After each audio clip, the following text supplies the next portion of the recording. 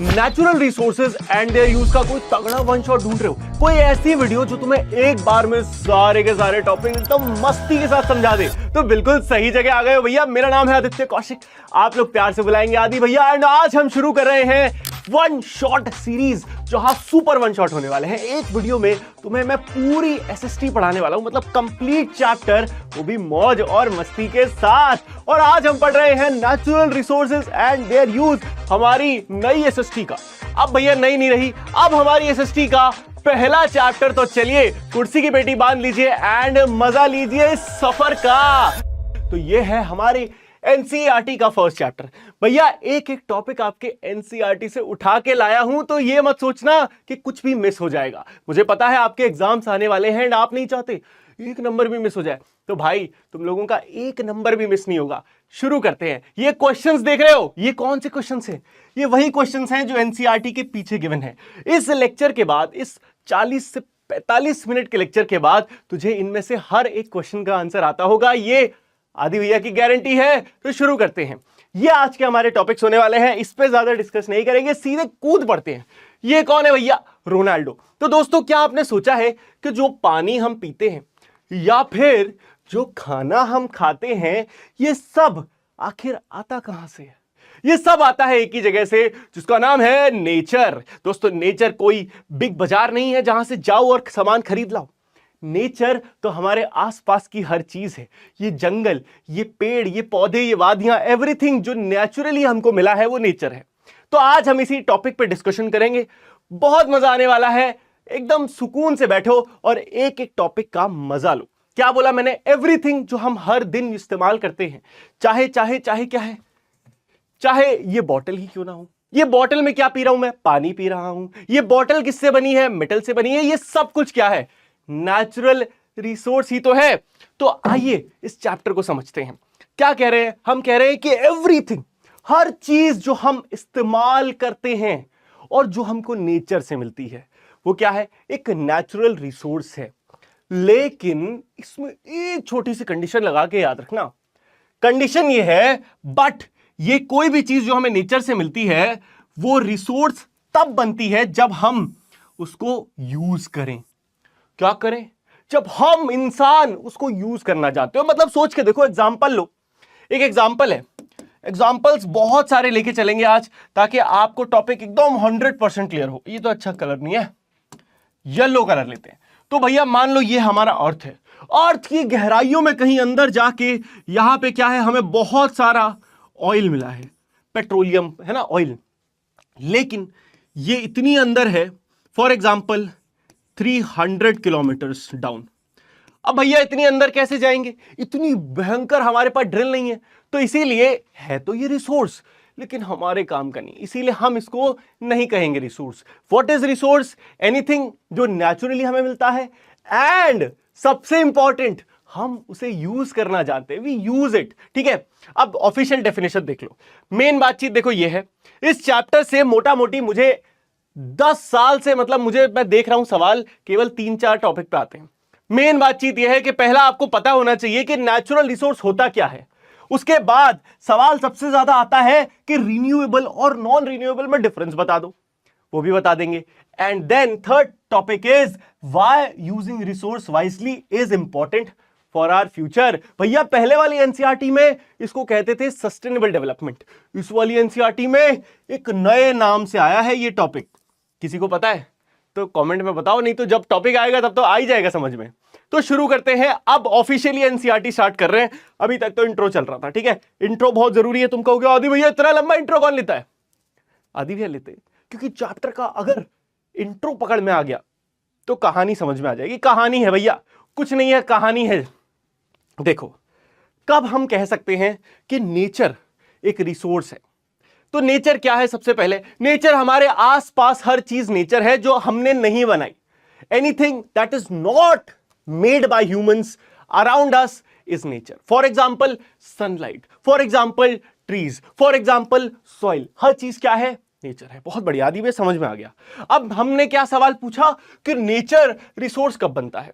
तो भैया nature resource सिर्फ तब बन जाता है जब इंसान उस नेचर से मिलने वाली चीज को या तो अपने जीवन के लिए यूज करने लगे क्या करने लगे, यूज करने लगे, या फिर उससे कुछ और बनाने लगे। आप कहोगे आदि भैया जरा ऐसे समझ नहीं आया, एग्जाम्पल से समझाओ। देख बेटा, इधर देख, विराट कोहली को खेलना है क्रिकेट, है ना। अब विराट कोहली को क्रिकेट खेलने के लिए चाहिए एक अच्छा बैट, है ना, एमआरएफ का तगड़ा सा बैट।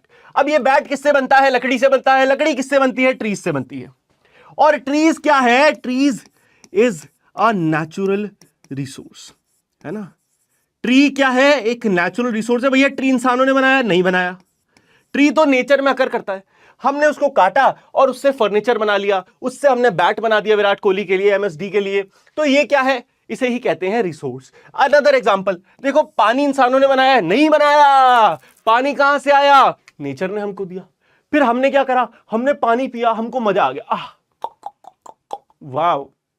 तो हमने क्या कहा, पानी एक नेचुरल रिसोर्स है, हमको नेचर ने पानी दिया, हमने पीना शुरू कर दिया। क्या हमने सिर्फ पिया, नहीं, हमने पीने के साथ साथ उसको फार्मिंग के लिए भी यूज करा, हमने उससे न जाने कितने काम करे। और क्या होता है, हमने कुकिंग करनी शुरू कर दी। तो सबको बोलो हाँ या ना, सबको क्लियर हो गया, एकदम आसान था, बहुत बढ़िया, ऐसे ही पढ़ेंगे। अब देख, हम किसी भी चीज को एक रिसोर्स कह दें, इसके लिए एनसीईआरटी ने 3 कंडीशन दे दी। भैया ऐसे नहीं कहेंगे, 3 कंडीशन होती है। पहली कंडीशन कहती है कि जो भी चीज आप कह रहे हो रिसोर्स है, that should be technologically accessible. क्या मतलब, हमारे पास आज के समय में वो टेक्नोलॉजी होनी चाहिए जो उसको निकालने के लिए जरूरी है। अच्छा, यहां पे आप समझ सकते हो वो ऑयल वाला एग्जांपल। हमने कहा अर्थ के बहुत डीप में हमें कहीं ऑयल मिला, ठीक है, किसी सर्टेन टेक्नोलॉजी से पता चला कि अर्थ के बहुत डीप में कहीं ऑयल है, लेकिन हमारे पास टेक्नोलॉजी ही नहीं है इतने डीप जाने की। तो क्या हम इसे रिसोर्स कह सकते हैं, नहीं कह सकते। अनदर एग्जांपल, अगर मार्स पे हमको कुछ मिला है, क्या हमारे पास टेक्नोलॉजी है कि हम आज मार्स पे जाएं और उस सामान को उठा के यहां ले आए? अभी नहीं है ना, फ्यूचर में हो जाएगी, अभी नहीं है। तो अभी हम मार्स पे जो है या यूरेनस पे जो है, अलग अलग प्लैनेट्स पे जो है, we can not call it a resource for us. दूसरा, भैया इकोनॉमिकली फीजिबल होना चाहिए, it should not cost too much to get the resource. भाई आप जो रिसोर्स निकालोगे, ठीक है, उस रिसोर्स को दुनिया यूज करेगी तो उसके पैसे मिलेंगे बेचने वालों को। ऐसा ना हो कि इस रिसोर्स को निकालने में इतना पैसा लग जाए जितना आप इसे बेच के ना कमा पाओ। फॉर एग्जाम्पल कोल, आपको पता है ना, कोयला कहां से मिलता है, बिल्कुल सही, तुमको तो पता है, जमीन के अंदर से मिलता है। कोयला क्या होता है, माइनिंग करी जाती है। अब मान लो माइनिंग करते करते आप कहीं ऐसी जगह माइनिंग कर रहे हो जहां पे बहुत ज्यादा खुदाई करनी पड़ रही है, तो क्या हो रहा है, आपका पैसा बहुत ज्यादा लग रहा है लेकिन इतना आप कमा नहीं पा रहे कोयले से, hence it is not economically feasible. ठीक है, इकोनॉमिकली फीजिबल मतलब बहुत पैसा नहीं लगना चाहिए। एंड थर्ड कंडीशन इज कि भैया रिसोर्स तब कहेंगे जब कल्चरली एक्सेप्टेबल होगा। क्या होगा, कल्चर उसको एक्सेप्ट करेगा, लोग एक्सेप्ट करेंगे। ऐसा नहीं होगा कि आप क्या करो, तुलसी का पेड़ होता है ना, तुलसी, हिंदू धर्म में तुलसी की पूजा होती है, आपके एनसीईआरटी में इसके बारे में प्रॉपर टॉपिक है कि कैसे तुलसी का पूजन किया जाता है। सोचो उसको, तुलसी को काट काट के हम कोई नई चीज बनाने लग जाए तो लोग क्या कहेंगे कि भैया ये नहीं एक्सेप्टेबल है, तुलसी हमारे लिए सेक्रेड है, we can not let this happen. Hence बहुत सारे ऐसे हमारे देश में सेक्रेड, है ना, सेक्रेड जंगल्स हैं जिसको लोग मान्यता रखते हैं कि भाई ये हमारी मान्यता है कि यहां जंगल मत काटो, तो लोग नहीं काटते, गवर्नमेंट नहीं काटती। समझ में आया ये बात? चलो अब आगे बढ़ते हैं। अगला इंपॉर्टेंट टॉपिक है कि रिसोर्सेस में कुछ इंपॉर्टेंट होते हैं जिसको हम कहते हैं ऑब्वियस, और कुछ आपके लेस ऑब्वियस। ऑब्वियस कौन से, जो एकदम बेसिक नीड है, हमारी एकदम जरूरत है। For example water, air and soil, एकदम बेसिक। पानी नहीं होगा तो मर जाएंगे, एयर नहीं होगा तो मर जाएंगे, सॉइल नहीं होगा तो खाना नहीं होगा तो मर जाएंगे। तो ये एकदम बेसिक है। इसके अलावा भी कुछ है भाई, हमारे ऐशो आराम, लग्जरी भी तो हमको चाहिए जीवन में। उसके लिए हमारे पास क्या है, कोयला, petroleum, precious stones, metal ores and timber यानी कि लकड़ी।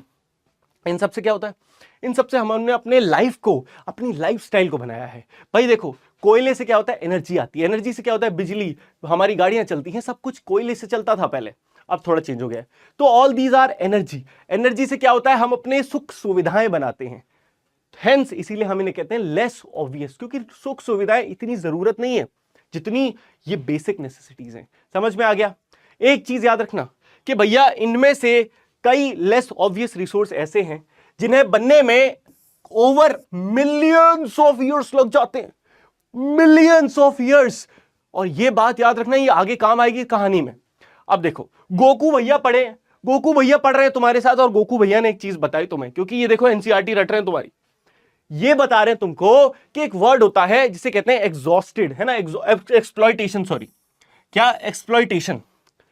आपको नेचुरली क्या लगता होगा कि एक्सप्लॉइटेशन वर्ड तो बड़ा नेगेटिव है, हमेशा किसी बैड या अनफेयर वे में यूज करते हैं। बट इस चैप्टर में हम एक्सप्लॉइटेशन का मतलब थोड़ा डिफरेंट रखेंगे। इस चैप्टर में एक्सप्लॉइटेशन का मतलब सिंपली होगा कि किसी भी रिसोर्स को लेना, उसको यूज करना या उसको कंज्यूम करना। बोलो हाँ या ना, समझ में आया? बहुत बढ़िया। अब बात करते हैं 5 नंबर का टॉपिक, 5 नंबर का सवाल कि भैया कैटेगरीज क्या है नेचुरल रिसोर्स की। तो मेरे साथ बस चुपचाप ये चार्ट बना लो। अगर तुमने अभी ये कॉपी पेन लाके ये चार्ट बना लिया, तुम कभी नहीं भूलोगे जीवन में। एकदम बढ़िया फाड़ू ट्रिक है।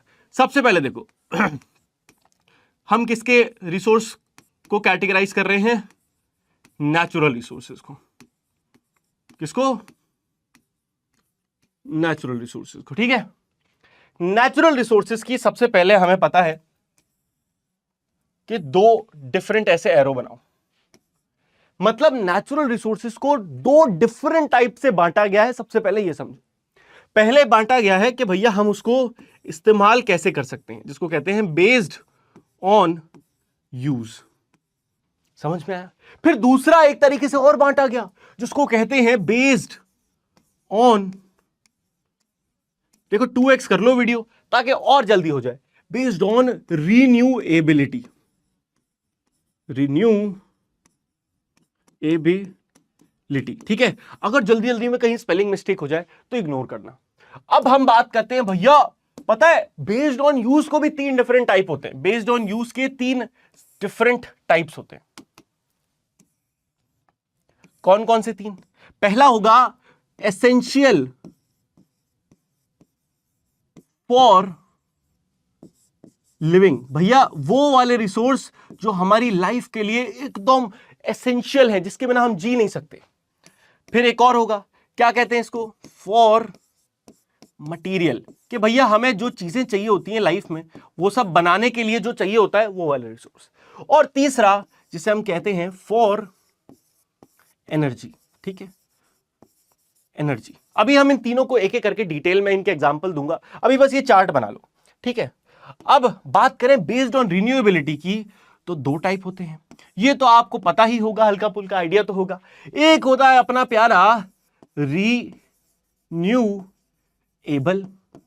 और दूसरा कौन सा होता है? वेरी सिंपल, बहुत बढ़िया, नॉन रिन्यूएबल, ठीक है। अब मैं तुम्हें पहले से बना बनाया चार्ट भी दे सकता था, लेकिन तुम्हारे साथ मैंने बनाया ताकि ये एक्चुअली तुम्हारे दिमाग में बैठे। बहुत सिंपल है। नेचुरल रिसोर्सेज को हम 2 डिफरेंट टाइप से कैटेगराइज कर सकते हैं। पहली कैटेगरी है बेस्ड ऑन यूज, के भाई उसको यूज कैसे करें। 3 टाइप होते हैं, एसेंशियल फॉर लिविंग, क्या बोलो? Essential for living. दूसरा मटीरियल्स के लिए जो काम आए। तीसरा जो हमारी एनर्जी बनाने के काम आए। एक एक के एग्जाम्पल अभी देखेंगे। दूसरे टाइप हो गया बेस्ड ऑन रीन्यूएबिलिटी, कि भाई बेस्ड ऑन कि क्या वो दोबारा बन जाते हैं या नहीं बनते हैं। दोबारा बन जाते हैं तो रिन्यूएबल, नहीं बनते हैं तो नॉन रिन्यूएबल। चलो अब एक एक करके समझते हैं। सबसे पहले हम बात करेंगे बेस्ड ऑन यूज की। बेस्ड ऑन यूज में सबसे पहला टाइप था एसेंशियल फॉर लाइफ या एसेंशियल फॉर लिविंग, दोनों सही है।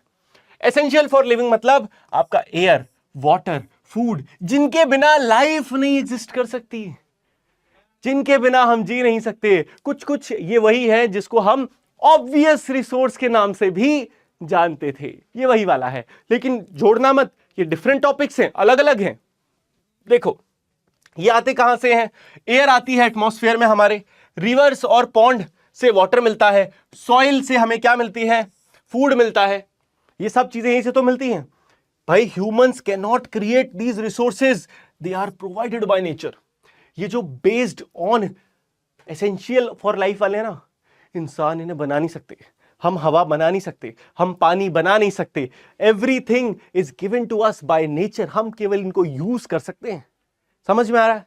इन्हें कहते हैं एसेंशियल फॉर लाइफ। अगला आता है भैया रिसोर्सेज फॉर मटेरियल्स। तो भैया कोई भी चीज बनाने में जो हमारी मदद करे, तो फिजिकल ऑब्जेक्ट्स बनाने में जो मदद करते हैं, फॉर व्हाट, यूटिलिटी या ब्यूटी। यूटिलिटी मतलब जिस चीज की हमको यूज हो, है ना, यूजफुलनेस। यूजफुलनेस वर्ड होता है यूटिलिटी का मतलब, या फिर खूबसूरती के लिए। फॉर एग्जाम्पल लकड़ी का इस्तेमाल होता है चेयर बनाने के लिए, मार्बल का इस्तेमाल होता है स्कल्पचर्स बनाने के लिए। हाँ कि ना, बिल्कुल सही। इंडिया की जो ज्योग्राफिकल डाइवर्सिटी है ना भाई, ये हमको अतः अलग अलग रिसोर्सेज देती है, जैसे कि कहीं लकड़ी है, कहीं मार्बल है, कहीं कोल है, कहीं गोल्ड है, बहुत कुछ है ना। हमारे देश में ये बेस्ट बात है। अभी आगे इस पे भी डिस्कशन कर लेंगे। अब बात करते हैं तीसरा हमारा रिसोर्सेज फॉर एनर्जी। तो एनर्जी तो तुमको पता है क्या होता है, वो वाली नहीं जो हमको बॉर्नवीटा पीते ही आ जाती है, नहीं वो वाली नहीं। तुम लोग बॉर्नवीटा नहीं पीते अब? भाई मैं तो बचपन से बहुत बॉर्नवीटा पिया है। तुम लोग बताओ आजकल तुम लोग सुबह उठते हो तो क्या पीते हो? भाई रिसोर्सेज फॉर एनर्जी की बात करें तो भैया पहला होता है, देखो, एसेंशियल फॉर मॉडर्न लिविंग। क्या है ये? जो आज की मॉडर्न लिविंग जिसमें हमारे पास इंटरनेट है, इलेक्ट्रिसिटी है और पता नहीं क्या क्या है, ये सारे अप्लायंसेस चलते हैं बिजली या इलेक्ट्रिसिटी या और किससे, कोल से। तो इस मॉडर्न लिविंग को पावर करने के लिए या फिर ट्रांसपोर्टेशन के लिए या इंडस्ट्रीज को चलाने के लिए we need energy man, energy. और इन सोर्सेस में क्या आता है? कोल आता है, पानी आता है, पेट्रोल आता है, नेचुरल गैस आता है, सनलाइट आता है, विंड आता है। जो क्लास के टॉपर बच्चे होंगे ना, जो टॉपर इस वीडियो को देख रहे होंगे, केवल उन्होंने एक बात नोटिस करी होगी, आदि भैया एक कंफ्यूजन है, आपने यहां पे भी पानी कह दिया और आपने यहां पे भी पानी कह दिया इधर एसेंशियल फॉर लाइफ में। आप बताओ आदि भैया कंफ्यूजन हो गई, आप क्या करें? नहीं, कंफ्यूजन नहीं होना है। यहां पे हम जिस पानी की बात कर रहे हैं वो डिफरेंट है एज कंपेयर टू जब हम बात कर रहे हैं किसकी, इस वाले पानी की। वाई? अभी बताता हूं। अब इधर देख, एक मिनट रुक, वो वाला पेज कहां गया जिसमें तुझे समझाना था वो वाली चीज, ये देख। तो भैया जब हम बात कर रहे हैं पानी की दूसरे वाले फॉर एनर्जी, तो पानी से एनर्जी दो तरीके से बनती है। अभी थोड़ा आगे का पेज है लेकिन तुम्हारा डाउट, टॉपर का डाउट क्लियर करना है। देख, पानी से बिजली बनती है या तो हाइड्रो पावर से या फिर टाइडल से। हाइड्रो पावर मतलब जब पानी बहुत ऊपर से कहीं बहुत तेजी से गिर रहा होता है और वहां पे आप क्या लगा दो, टरबाइन लगा दो, एक है ना, एक पंखा लगा दो, वो पंखा घूमेगा डुक डुक डुक डुक डुक डुक और बिजली बन जाएगी। सिमिलरली टाइडल, टाइड मतलब लहरें, जूम जूम जूम, लहरें बहुत तेज चल रही हैं, आप पंखा लगा दिया, डुक डुक डुक डुक डुक घूमा, बिजली बन गई। तो ये वाले पानी को यूज करते हैं, फिर यही पानी आगे जाके फार्मिंग में कम क्वांटिटी पे यूज होता है। हेंस वाटर आपका दोनों जगह काम आता है, एनर्जी बनाने में भी और आपके एसेंशियल फॉर लाइफ में भी। ठीक है, अब इधर वापस आएंगे, अब हम इधर चलते हैं। ठीक है, तो हमारे तीन क्वांटिटी आपको समझ में आ चुकी है, essential for life, for material, for energy. बोलो चौका सा मामला, बहुत बढ़िया। अब बढ़ते हैं आगे, बेस्ड ऑन रिन्यूएबिलिटी। उसमें सबसे पहला आता है भैया आपका क्या, रिन्यूएबल और नॉन रिन्यूएबल। रिन्यूएबल और नॉन रिन्यूएबल। रिन्यूएबल बोले तो जो दोबारा बन जाए, लिखो ऐसे, हिंदी में लिखो, हिंदी मातृभाषा, जो दोबारा बन जाएं। ठीक है, जो दोबारा बन जाएं वो रिन्यूएबल, जो दोबारा ना बने वो क्या है, नॉन रिन्यूएबल। इनकी डेफिनेशन तुम्हें चाहिए, आओ दिखाता हूं। सबसे पहले बात करते हैं रिन्यूएबल की। क्या है रिन्यूएबल? भैया रिन्यूएबल वो रिसोर्सेस हैं जो रिन्यू हो सकते हैं naturally in a short period. ये बन सकते हैं दोबारा इन अ शॉर्ट पीरियड, छोटे टाइम में। वेरी इंपॉर्टेंट बात है, अभी देखना इसमें क्या आता है। इट इंक्लूड अनलिमिटेड रिसोर्सेज, जैसे कि सोलर और विंड एनर्जी। देखो कुछ तो ऐसे रिसोर्सेज होते हैं जो बार बार खत्म होते हैं लेकिन वो बहुत जल्दी दोबारा बनते हैं। फॉर एग्जाम्पल जंगल काटा 10 साल में जंगल उग गया, फिर काटा 10 साल में फिर उग गया। लेकिन इसमें हम इनफाइनाइट रिसोर्सेज को भी ऐड कर लेते हैं। इनफाइनाइट मतलब वो कभी खत्म नहीं होने वाले, जैसे कि सन से आने वाली सोलर रेज, क्या ये कभी खत्म होंगी? इनफाइनाइट है। क्या हवा चलनी कभी बंद होगी? नहीं, इनफाइनाइट है। क्योंकि ये इनफाइनाइट है, कभी खत्म नहीं होगी, तो इनको भी हमने नॉन रिन्यूएबल की कैटेगरी में रखा है। नॉन नहीं, सिर्फ रिन्यूएबल की कैटेगरी में। बोले समझा? हाँ या ना? चटैक एकदम क्लियर है मामला? चटैक लिख दो चैट में, आ जाओ। एक बात याद रखना, हाउएवर अगर हम इन रिन्यूएबल रिसोर्सेज को भी केयरलेसली यूज करने लगे, एकदम बेकार तरीके से, तो क्या होगा, इनकी अवेलेबिलिटी पे इंपैक्ट आएगा। फॉर एग्जाम्पल, फॉर इंस्टेंस का मतलब for example, despite being renewable, पानी एक रिन्यूएबल रिसोर्स है, लेकिन फिर भी क्या हो रहा है, दुनिया में कई जगह ऐसी हैं जहां पे पानी सूखता जा रहा है। तो मतलब अगर हम किसी चीज को रिन्यूएबल कहते हैं, इसका मतलब यह नहीं है कि वो एकदम ही गारंटीड है, कभी खत्म ही नहीं होगा, अंधा यूज करो, ऐसा नहीं है भैया, खत्म हो जाएगा बदतमीजी करोगे तो। बदतमीजी नहीं करनी, यही आपको सिखाने का मेन पर्पस है। 8वीं में बार बार ये चैप्टर आ रहा है, क्यों? ताकि आपको सिखाया जाए कि इस दुनिया में मदर नेचर ने हमें जो चीजें दी हैं बेटा, ये लिमिटेड है। और आपसे पहले वाले जो इंसानों थे ना, उन्होंने बहुत बदतमीजी करी है, अतः बदतमीजी वो कर चुके हैं। अब तुमसे कह रहे हैं बेटा तुम मत करना, तुम मत करना, ठीक है? तो देखो कितनी चालाकी बात है, हमने अपने टाइम पे जो गड़बड़ करनी थी हमने तो कर ली, अब तुम मत करना, अब तुम सीधे बन जाना, ठीक है? तो ये कहा जा रहा है अब तुम ये मत कहना आदि भाई आप क्या सिखा रहे हो। देखो मैं तुम्हें बस रियलिटी बता रहा हूं। अब देखो रिन्यूएबल रिसोर्सेज के एग्जाम्पल चाहिए तुम्हें, 6 एग्जाम्पल देता हूं। सोलर एनर्जी, अंधा यूज करो, है ना, सन से आने वाली रेस को हम कन्वर्ट करते हैं इलेक्ट्रिसिटी में, इसे कहते हैं सोलर एनर्जी, ठीक है? इसको कहते हैं सोलर पैनल्स, है ना? आपने कई घरों की छत पे ये लगे देखे होंगे, इस पे जब धूप पड़ती है तो ये इलेक्ट्रिसिटी में कन्वर्ट कर देता है। 11th क्लास में आप सीखोगे भी कि कैसे होता है ये, फोटॉन्स आते हैं, तो खैर अभी छोड़ो, बहुत डिटेल हो जाएगा। दूसरा है विंड एनर्जी। तो विंड एनर्जी क्या होता है, हवा चलती है और ये जो पंखा है गोल गोल, इसको कहते हैं टरबाइन। टरबाइन जब घूमती है, पंखा जब घूमेगा तो इसके साथ इसको टरबाइन कहते हैं, जब ये घूमेगी तो ये बिजली बनती है। अब यही सेम घूमने वाला देखना कॉन्सेप्ट कहां कहां यूज होगा, जब हवा इसको करे तो कहेंगे विंड एनर्जी, सेम काम जब पानी करे तो कहेंगे हाइड्रो एनर्जी। उसके बाद होता है बायोमास। तो आपने गोबर गैस या ये जितने भी ऐसी चीजें हैं ना, मतलब ह्यूमन वेस्ट, इस सबसे बहुत भयंकर गैसेस रिलीज होती हैं। इन्हीं गैसेस को आप उबलने दो, इकट्ठा होने दो, और वही गैसेस इतनी जहरीली हो जाती हैं कि वो एनर्जी बन जाती हैं, ठीक है? तो इसको कहते हैं बायोमास। अभी अपन बहुत डिटेल में नहीं जा रहे क्योंकि एनसीईआरटी में दिया नहीं है और इतना रेलेवेंट नहीं है चैप्टर के लिए, तो बेसिक समझा रहा हूं। फिर आता है जियोथर्मल। हमारे अर्थ के अंदर भी पता है क्या है, लावा है, वो लावा उबल रहा है, गर्मी निकल रही है, और जहां गर्मी होगी वहां से क्या निकलेगी, भाप निकलेगी, और भाप में बड़ी शक्ति है। कभी देखा है जब चाय बन रही होती है, ऐसे आपने चाय बनाई, गैस जलाई, पानी उबल रहा है, डुक डुक डुक डुक डुक, और उसके ऊपर अगर आपने रख दी कोई क्या प्लेट, तो प्लेट भी डांस करने लगती है, डुक डुक डुक डुक डुक डुक। तो वो डांस कैसे कर रही है, क्योंकि उसके नीचे से उस पर फोर्स लगा रहा है कौन, भाप। तो भैया भाप में अगर इतनी शक्ति है कि वो प्लेट हिला सकती है, तो अगर मैं कहीं से बहुत सारी भाप ले आऊं तो दुनिया भी हिला सकती है। कुछ ऐसा ही दिमाग साइंटिस्ट ने लगाया, तो क्या बनाया, जियोथर्मल। हमारे अर्थ के जो हमारा जो अर्थ है उसके अंदर जो गर्मी है उससे एनर्जी बनाई। और लास्ट में टाइडल।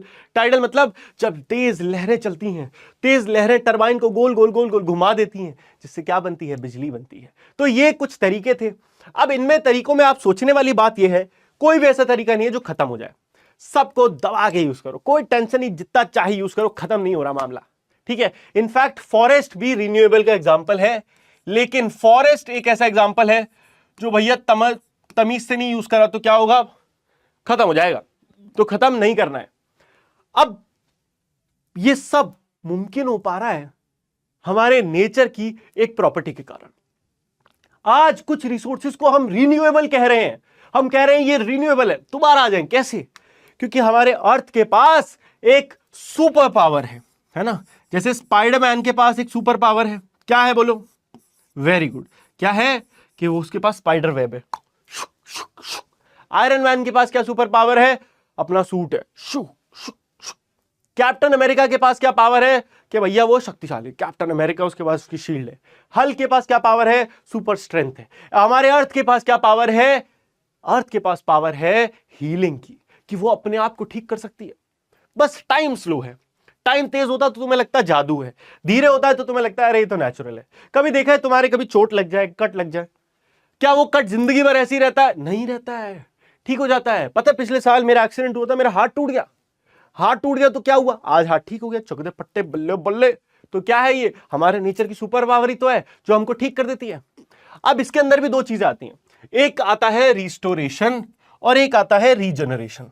अर्थ की पावर देखो, अर्थ की पहली पावर है रिस्टोर करना। कुछ अगर कट गया, कुछ टूट गया, रिस्टोर कर देगी। इंसान का हाथ कट जाए, इंसान कट जाए मतलब ऐसे अलग ना हो जाए, थोड़ा पेपर कट लग जाए, नॉर्मल कट लग जाए, ठीक हो जाएगा, है ना, जब तक वो ठीक होने लायक है। या फिर अगर पेड़ की तुम टहनी तोड़ दो तो वहां पे टहनी दोबारा उग जाएगी। इसको कहते हैं रिस्टोरेशन। व्हाट? रिस्टोरेशन मतलब नेचर हील्स इटसेल्फ। इसके अलावा एक और प्रॉपर्टी है जिसको हम कहते हैं रीजनरेशन, दोबारा भी बनता है। भैया इंसान को देखो, ह्यूमंस, क्या हम ह्यूमंस रिस्टोर होते हैं? बिल्कुल होते हैं। क्या हम ह्यूमंस रीजनरेट होते हैं? अगर कोई ह्यूमन मर जाए तो क्या नए ह्यूमंस बॉर्न होते हैं? यस, वी आर बॉर्न, है ना, नए ह्यूमंस बॉर्न हो रहे हैं तो मतलब रीजनरेट हो रहे हैं। ट्रीज, क्या ट्रीज अगर एक बार खत्म हो जाए दोबारा नहीं उगते हैं? आदि भैया बिल्कुल उगते हैं। आप पेड़ लगाओ, खूब ट्रीज आएंगे। Hence trees are also regenerated. हम ट्रीज भी दोबारा रीजनरेट होते रहते हैं। तो रीजनरेशन क्रिएट्स न्यू लाइफ, नया जन्म बनाता है। ये अर्थ की, हमारे एटमॉस्फेयर की, हमारे नेचर की ये सुपर पावर है दो। याद रहेगा, नेचर की दो super power, restoration, regeneration. Restoration मतलब कोई चीज को हील करना, रीजनरेशन मतलब नई लाइफ बनाना। आगे देखो, अब ये दोनों रिस्टोरेशन, रीजनरेशन एक साइक्लिक फॉर्म में काम करती है। किस फॉर्म में? साइक्लिक फॉर्म में। फॉर एग्जाम्पल, हमारा नेचर इतना परफेक्ट बना हुआ है ना, इसमें कुछ भी खराब नहीं जाता। कभी देखा है कि कोई जानवर अगर बुरी तरीके से रोड पे उसका एक्सीडेंट हो जाता है, मर जाता है ना, तो क्या होता है? कुछ दिन बाद वो गायब हो जाता है। गायब कैसे हो जाता है? क्योंकि अलग अलग उस पे इंसेक्ट्स, फंगस, बैक्टीरिया लग जाता है और उसको खा जाते हैं। अब आपको तो लगेगा यार ये तो बहुत बुरा हुआ, बेचारा कोई डॉगी की डेथ हो गई, उसको कोई खा गया। बट अगर आप इनके पॉइंट ऑफ व्यू से सोचो, बैक्टीरिया, फंगस, इंसेक्ट्स के, और इनकी तो पार्टी हो गई, बल्ले बल्ले पार्टी आ गई है, ये अब तो हम 1-2 महीने तक खाना खाएंगे। Do you understand? मजाक से समझा रहा हूं लेकिन सोचने वाली बात है। हमारे अर्थ में ये भी लिविंग है, हम भी लिविंग हैं, वो जानवर भी लिविंग था, हम भी जानवर खाते हैं, तुम्हें पता है मीट दुनिया खाती है, ये भी तो खाएंगे। तो नेचर ने सब कुछ बनाया ही ऐसे है कि अगर कोई चीज मर भी जाती है ना तो भी वो किसी और के काम आ जाए। उसके बाद वो एकदम मर जाएगी तो क्या होगा? मान लो कोई पेड़ है, कोई पेड़ गिर गया, उस पर क्या होगा? सारे कीड़े वीड़े आ जाएंगे, ये पेड़ को एकदम डिकम्पोज कर देंगे। फिर इस पेड़ में जो न्यूट्रिएंट्स थे वो सॉइल में चले जाएंगे और वो सॉइल के काम आएंगे। फिर नया पेड़ बनेगा, उसके काम आएंगे। This is the power. समझ में आ रहा है? देखो, अब कैरेक्टरिस्टिक्स क्या होते हैं रीन्यूएबल रिसोर्सेज के? एक कैरेक्टरिस्टिक है बस, कि भैया वो दोबारा तो जनरेट हो जाएंगे, दोबारा तो हो जाएंगे, लेकिन एक कंडीशन हमेशा याद रखना कि तब तक जब तक आप नेचर का जो साइकिल है उसको मेंटेन करके रखेंगे। अगर आप एक तरीके से उसको यूज करेंगे, फॉर एग्जांपल देखो, रिवर्स है। रिवर्स किस पे डिपेंड है? कि उन पे कितना इनपुट आ रहा है। रिवर्स में पानी आता कहां से? या तो बारिश से आता है या ग्लेशियर के पिघलने से आता है। अगर ये ज्यादा हो गया तो बाढ़ आ जाएगी, कम हो गया तो नदियां सूख जाएंगी। सिमिलरली पेड़ का देखो भैया, पेड़ आपको तब तक टिम्बर यानी कि लकड़ी देंगे जब तक आप उसको तमीज से यूज कर रहे हो। अगर आपने जंगल इतना ज्यादा काट दिया कि दोबारा पेड़ ही ना उग पाए तो आपको दोबारा ये जंगल पेड़ नहीं देगा। तीसरा, सॉइल न्यूट्रिएंट्स क्या होते हैं? रिस्टोर हो जाते हैं नेचुरली। किससे? इकोसिस्टम प्रोसेस से। What is this ecosystem process? अभी पढ़ेंगे अगली स्लाइड में। सोलर और विंड पावर कॉन्स्टेंटली अवेलेबल है थ्रू नेचुरल फिनोमेना। केवल सोलर और विंड ऐसी पावर हैं जो हमारे पास बेइंतहा बेहिसाब है, बाकी सब लिमिटेड है बेटा, सब लिमिटेड है, बाकी सब लिमिटेड है। तो कंडीशन क्या है? सस्टेनेबल। आदि भैया आपने कहा रिन्यूएबल है, लेकिन फिर आप कह रहे हो नहीं भी है अगर आप सही से यूज नहीं करो। तो क्या तरीका है जिससे हम उसको सही से कर पाए? सिंपल तरीका यार, आसान सी बात है, सोचने वाली बात है। कोई भी रिन्यूएबल रिसोर्सेज तब तक ही रिन्यूएबल रहेगा ओनली अगर हम नेचुरल रिदम जो रिस्टोरेशन की है और रीजनरेशन की है उसको डिस्टर्ब ना करें। एक बात बताओ, मैं अगर आपसे कहता हूं कि अगर मेरी उंगली कट जाए, इसको ठीक होने में कितना टाइम लगता है? कम से कम 1 हफ्ता लगता है। मैंने उंगली काटी, 2 दिन रुका, फिर काट दी, फिर 2 दिन रुका, फिर काट दी। क्या होगा? धीरे धीरे मेरे हाथ में घाव पड़ जाएगा, मेरी उंगली खराब हो जाएगी। टचवुड ऐसे कभी होना। लेकिन ये क्या कर रहे हैं हम? हमें पता है कि नेचर का रिस्टोर करने का एक टाइम है। अगर हम उतने टाइम में नहीं रुक रहे हैं तो हम तो बेवकूफ हैं। लेकिन हम रियलिटी में यही कर रहे हैं। हमें पता है कि जब हम एक जंगल से लकड़ी काटते हैं, दोबारा उगने में उसको 10 से 12 साल लगते हैं। लेकिन हम क्या करते हैं? थोड़े दिन रुके फिर और काट दी, थोड़े दिन रुके फिर और काट दी। ऐसा टाइम आता है कि जंगल ही उगने बंद हो जाते, वो एरिया ही खराब हो जाता है। तो हमें क्या करना है? हमें यह आंसर याद रखना है कि रिन्यूएबल रिसोर्स तब तक रिन्यूएबल रहेगा जब तक नेचुरल रिदम का मतलब नेचुरल स्पीड है ना, नेचुरल स्पीड जो है रिस्टोरेशन और रीजनरेशन की वो डिस्टर्ब नहीं होती है। अगर हम यूज करेंगे रिसोर्सेज को faster than they can regenerate, तो रिसोर्सेज क्या होंगे, डिप्लीट यानी कि खत्म होने लगेंगे। बोलो समझ में आया हाँ या ना? बहुत इजी था, एकदम सिंपल था। तो भैया चार अलग अलग ऐसी चीजें हैं जिससे हम रिन्यूएबल रिसोर्सेज को नॉन रिन्यूएबल बना देते हैं। हम इंसान क्या करते, या तो ओवर हार्वेस्टिंग करें, काटेंगे तो इतना काटेंगे जंगल खत्म कर देंगे, या फिर पॉल्यूशन से क्या होगा, इंडस्ट्रियल वेस्ट कहां जाता है, रिवर्स में जाता है, जिससे नेचुरल साइकिल खराब हो जाती है। जो जहरीले पदार्थ हैं वो एक्वेटिक लाइफ को डिस्टर्ब कर देते हैं वो करके। तीसरा है क्लाइमेट चेंज। भैया हमने कहा था कि अगर ग्लेशियर्स पिघल जाएंगे तो नदियों में ज्यादा पानी आ जाएगा। ग्लेशियर्स कब पिघलेंगे, जब दुनिया में ज्यादा गर्मी बढ़ेगी, जिसको हम क्या कहते हैं, ग्लोबल वार्मिंग जो हो रहा है। सोच के देखो, हो रहा है, climate change is real, it's happening. And then the over exploitation, जरूरत से ज्यादा यूज करना। ये सारी चीजें हम कर रहे हैं कि नहीं कर रहे हैं?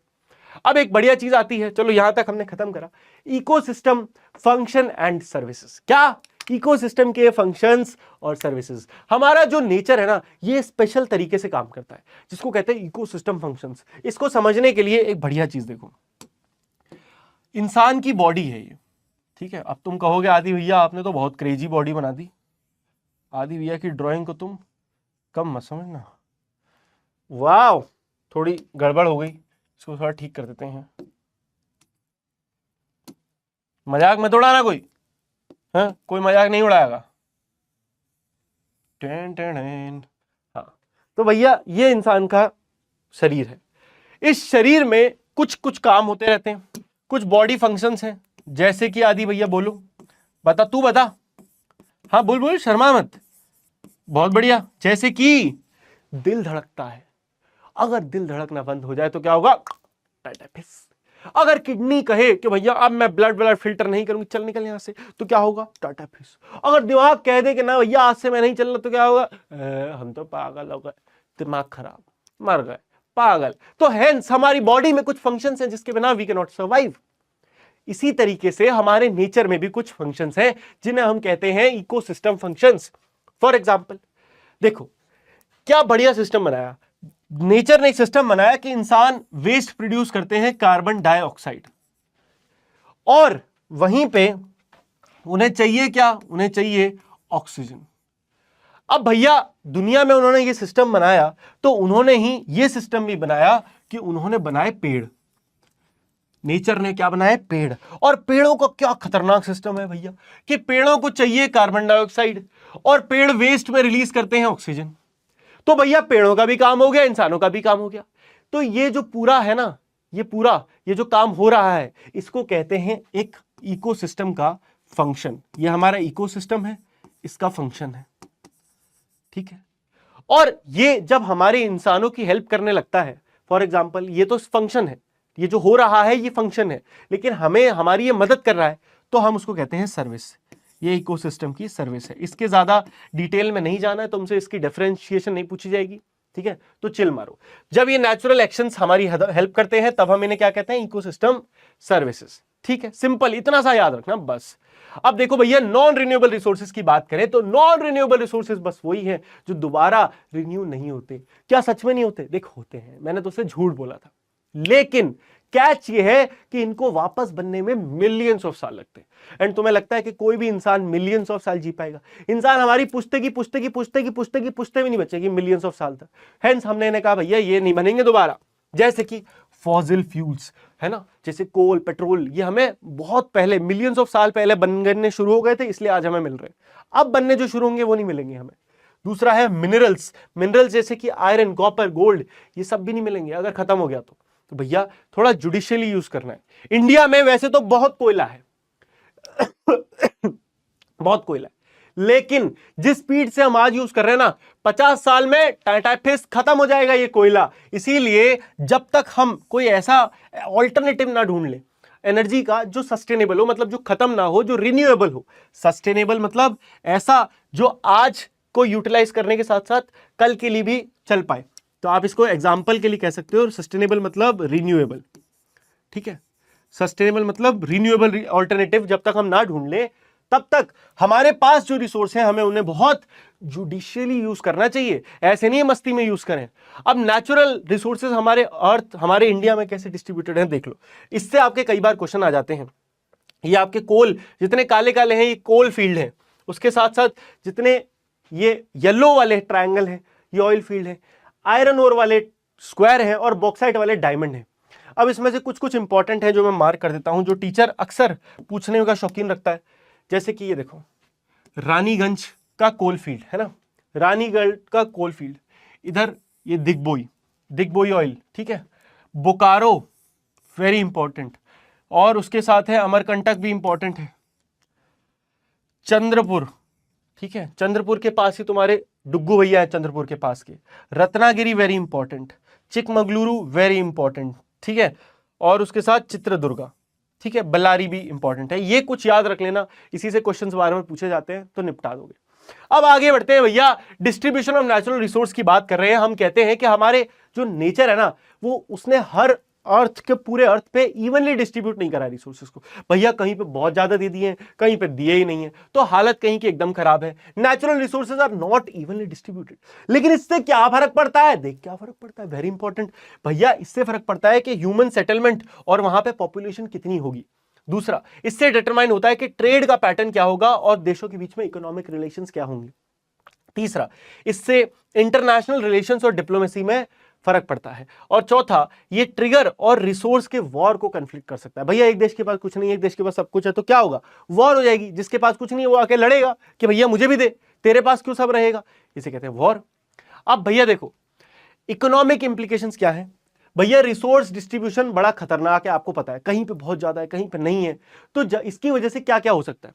पहला, इंडस्ट्रियल डेवलपमेंट। क्या कह रहे हैं कि इंडस्ट्रीज ज्यादातर वहां होती हैं जहां पे नेचुरल रिसोर्सेज होते हैं, जिससे क्या होता है, उन्हीं देशों में जहां पे नेचुरल रिसोर्सेज हैं वहीं पे एम्प्लॉयमेंट जनरेट होता है, वहीं पे इकोनॉमिक ग्रोथ होती है। एग्जांपल के लिए यूएसए है ना, यूरोप, ये सब देशों के पास क्या है, अच्छे रिसोर्सेज हैं। इंडिया, ये सब अच्छे रिसोर्सेज हैं, इसीलिए हमारा देश बढ़िया है।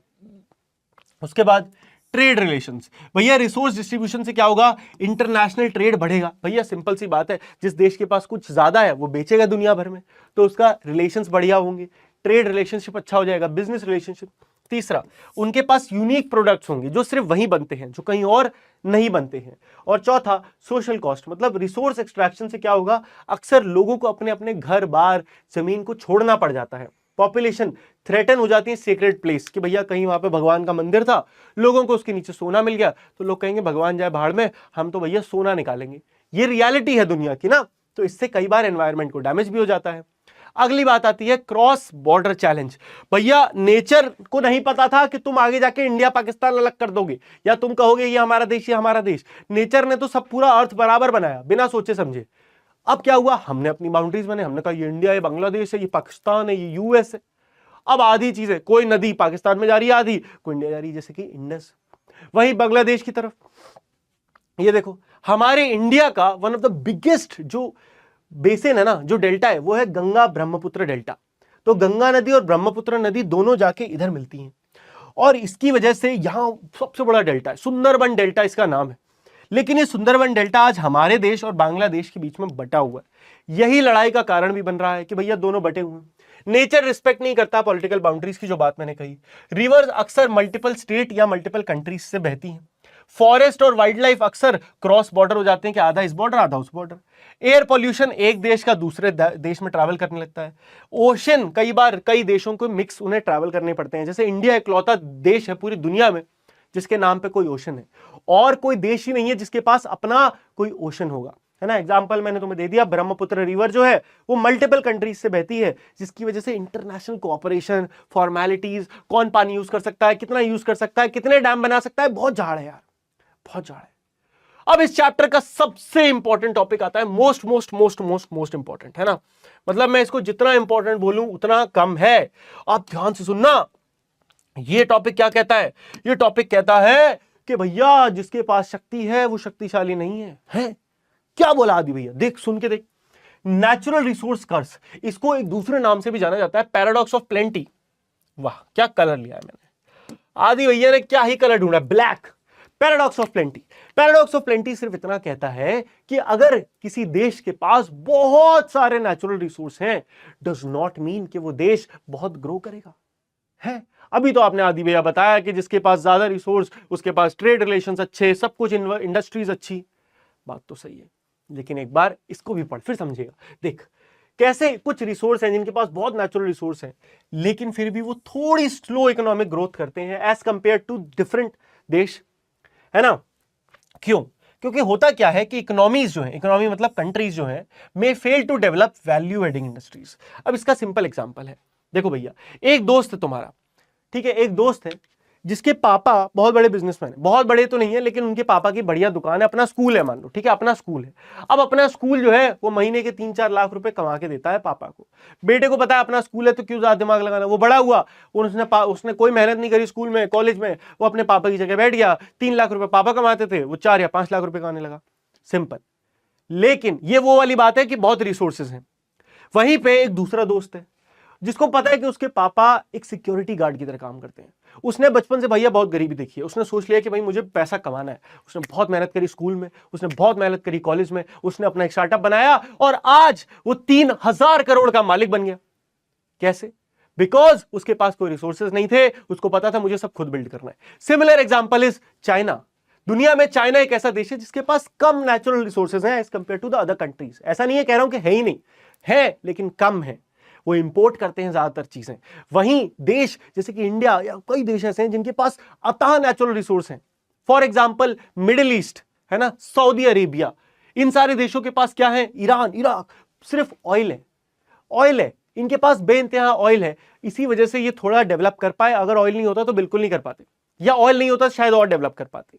सो पैराडॉक्स ऑफ प्लेंटी सिर्फ ये कहता है कि अगर किसी देश के पास बहुत सारा नेचुरल रिसोर्स है, हो सकता है इसकी वजह से वो स्लो इकोनॉमिक ग्रोथ करे, क्योंकि अपना पूरा का पूरा इकोनॉमी वो उसी पे डिपेंड करते हैं। उनको लगता है सही है यार, ऑयल बेच के पैसा आ तो रहा है देश में, क्यों रिसर्च करनी, क्यों नई टेक्नोलॉजीज बनानी, क्यों हमें नए इन्वेंशंस करने, क्यों नई फैक्ट्रीज लगानी, अपना तेल बेच तो रहा है यार, क्या टेंशन है। समझ में आ रहा है? इसको कहते हैं पैराडॉक्स ऑफ प्लेंटी या फिर नेचुरल रिसोर्स कर्स। ठीक है, India has generally avoided this curse. हमारे देश को देखा जाए तो हमारे देश में ये कर्ज नहीं है, हमारे पास बहुत रिसोर्सेज हैं, फिर भी नहीं है, क्योंकि देखा जाए इंडिया आजकल हर चीज पे इन्वेस्ट कर रहा है, चाहे वो एआई हो, चाहे वो टेक्नोलॉजी हो, चाहे सेमीकंडक्टर हो, चाहे टेक हो, हर चीज में हम इन्वेस्ट कर रहे हैं। ऐसा नहीं है कि हमारे देश के पास रिसोर्स हैं तो हम कह रहे हैं नहीं भैया हम तो केवल रिसोर्स बेच बेच के ही पैसा कमा लेंगे, ऐसा नहीं है। ठीक है, अब अगला एक और टॉपिक इंपॉर्टेंट आता है जिसे मैंने कहा था रिस्पॉन्सिबल यूज को एक नए नाम से आएगा जिसको कहते हैं स्टूवर्डशिप। क्या नाम है? नया नाम है स्टूवर्डशिप। और स्टूवर्डशिप का सिंपल मतलब क्या होता है? रिस्पॉन्सिबल रिसोर्स को यूज करना, रिसोर्स को रिस्पॉन्सिबल यूज करना। तो भैया अर्थ पे सस्टेन करने के लिए लाइफ को हमें नेचर को रिस्पेक्ट करना चाहिए। नेचर को रिस्पेक्ट करने के लिए हमें क्या है भाई, सबसे पहले तो हमें रिस्टोरेशन जो होता है उसकी हेल्प करनी चाहिए। ऐसा नहीं कि किसी चीज को काट रहे हैं तो 10 दिन बाद फिर काट दिया, नहीं, रिस्टोर होने दो। हमें पता है कि रीजनरेट करता है नेचर, तो सपोर्ट करो उस चीज को ना, नेचर की जो एबिलिटी है रीजनरेट करने की उसको सपोर्ट करो, तुम्हारा ही फायदा होगा। और तीसरा जिसको अब हम पढ़ने वाले हैं जिसे कहते हैं रिस्पॉन्सिबल यूज, द 3 R's, है ना, 3 R टू सस्टेनेबल लाइफ, याद रखना, दीज आर 3 R। जैसे एक तो आपने रिसाइकल, रिड्यूस और रीयूज पढ़ा था, सिमिलरली यहां पे रिस्टोर, रीजनरेट और रिस्पॉन्सिबल यूज होता है। तो रिस्पॉन्सिबल यूज यानी स्टूवर्डशिप का सिंपल मतलब क्या है? Using non renewable resources judiciously मतलब ध्यान से, वाइल डेवलपिंग ऑल्टरनेटिव्स। उसको यूज तो करो लेकिन ऑल्टरनेटिव्स बनाते जाओ। साइंटिस्ट वार्न करते हैं कि अगर आप इररिस्पॉन्सिबल ट्रीटमेंट करोगे नेचुरल रिसोर्सेज का तो क्या होगा? पॉल्यूशन होगा, बायोडायवर्सिटी लॉस हो जाएगा और क्लाइमेट चेंज और तेज हो जाएगा। अब एक केस स्टडी लेते हैं, देखो पंजाब में क्या हुआ। पंजाब का एग्जांपल देखो भैया, बड़ा मजेदार है। पंजाब के एग्रीकल्चर में बहुत कमी थी पहले, तो देश में एग्रीकल्चर को बढ़ावा देने के लिए क्या करा? बिजली फ्री कर दी। अब जब बिजली फ्री कर दी तो लोगों ने पंप लगाए पानी खेत को देने के लिए। अब उसकी वजह से क्या हुआ? लोगों ने इतने पंप लगाए, इतने पंप लगाए, इतना पानी खींचा, इतना पानी खींचा कि जो ग्राउंड वाटर है पंजाब का वो ही खत्म हो गया। आज 90% ग्राउंड वाटर जो है पंजाब का, वो 80% पंजाब का जो है वो ओवर एक्सप्लॉइटेड है, पानी खत्म होता जा रहा है। इतना ज्यादा गहराई में जाके जो हमें नेचुरल वाटर है वो मिलता है, वरना मिलता ही नहीं। तो ये हाल हुआ है किसका? पंजाब का।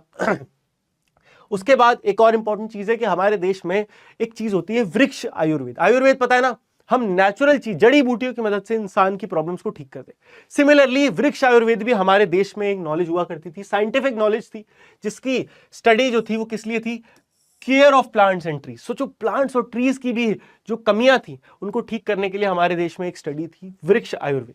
कब की थी, dates back several millennia, around 10th century CE के आसपास बनी थी। 10th सेंचुरी, अभी क्या चल रहा है 2026 चल रहा है। अब देखो आगे, अब भैया ऑलमोस्ट हम लास्ट पे आ गए हैं। एक और केस स्टडी है सिक्किम की। भैया सिक्किम बहुत मजेदार देश है। Sikkim is the only state in India जहां पे 100% ऑर्गेनिक फार्मिंग होती है। कैसे हो पाया, देखो एक एग्जांपल से समझते हैं। पेमा नाम की एक लड़की थी। पेमा की लड़की जो थी, उनके पापा फार्मिंग करते थे, उनके पूरा फैमिली। अब फार्मिंग वो करते थे, पहले फर्टिलाइजर वगैरह यूज करते थे। उससे क्या हो रहा था, उनके ऊपर डेट बढ़ता जा रहा था, माउंटिंग डेट। और क्या हो रहा था, एक्सपेंसिव केमिकल इनपुट्स डालने पड़ रहे थे। उसके बाद उन्होंने क्या कहा, उन्होंने कहा छोड़ो अब भाड़ में जाए, हम क्या करेंगे, केवल ऑर्गेनिक यूज करेंगे, नो फर्टिलाइजर। इसकी वजह से क्या हुआ भाई, उनको पहले तो बड़ा कम यील्ड मिला, रिजल्ट बहुत कम मिला, वो बेच कम पा रहे, तो थोड़ी गरीबी आ गई। लेकिन क्या हुआ, जब उन्होंने नई चीजों पे स्विच करा, कंपोस्ट पे, नेचुरल पेस्टिसाइड्स पे और मल्टी क्रॉपिंग, अलग अलग टेक्निक्स लगाए, तो धीरे धीरे क्या हुआ, आफ्टर 4 और 5 इयर्स उनका जो फार्म था भैया उसमें ऐसी ऐसी क्रॉप उगने लगी जो बहुत महंगे दामों पे बिकती थी। क्योंकि आज की दुनिया में लोगों को ऑर्गेनिक का शौक चढ़ गया है। अब लोगों को क्या चाहिए, ऑर्गेनिक खाना। अब हम ऑर्गेनिक खाने के लिए एक्स्ट्रा पैसे भी देने को तैयार हैं, हाँ कि ना। तुम्हारे घर में भी होता होगा, ऑर्गेनिक है दे दो भैया, कोई दिक्कत नहीं, अच्छा खाएंगे। यही स्टेट की अचीवमेंट है। 2016 में सिक्किम पहला इंडिया का स्टेट बना जो 100% ऑर्गेनिक है ना। अब हम कहेंगे देखो ये तो सब आपने बता दिया आदि भैया जो इंसान करते हैं, गवर्नमेंट क्या करती है, देख गवर्नमेंट भी कर रही है। ऐसे ही देख इंटरनेशनल सोलर अलायंस, इंडिया और फ्रांस ने 2015 के आसपास एक प्लान लॉन्च करा। जो प्लान क्या कहता है कि भैया जो रिच कंट्रीज हैं सारी की सारी, वो क्या करेंगी, सोलर एनर्जी के लिए कुछ काम करेंगी। तो ये जो प्लान है हमारा इंटरनेशनल सोलर अलायंस, ये कहता है कि कंट्रीज जिनके पास बहुत सारी सनलाइट है वो मिलके कुछ ऐसा बनाए। तो फाइनली क्या हुआ, ये सैटेलाइट इमेज हमें दिखाई जा रही है, is one of the largest solar parks इन राजस्थान, जो कि इतनी इलेक्ट्रिसिटी जनरेट करता है जो पूरे स्टेट की 15% बिजली राजस्थान में सोलर से आती है। तो ये कितनी बड़ी अचीवमेंट है। ऐसे ही हमें पूरे देश में करना है कि हमारी 50% एनर्जी की नीड जो है सोलर से पूरी हो जाए। समझ में आया, इसमें बहुत सारा पैसा फ्रांस और इंडिया ने मिलकर लगाया है। समझ में आ रहा है।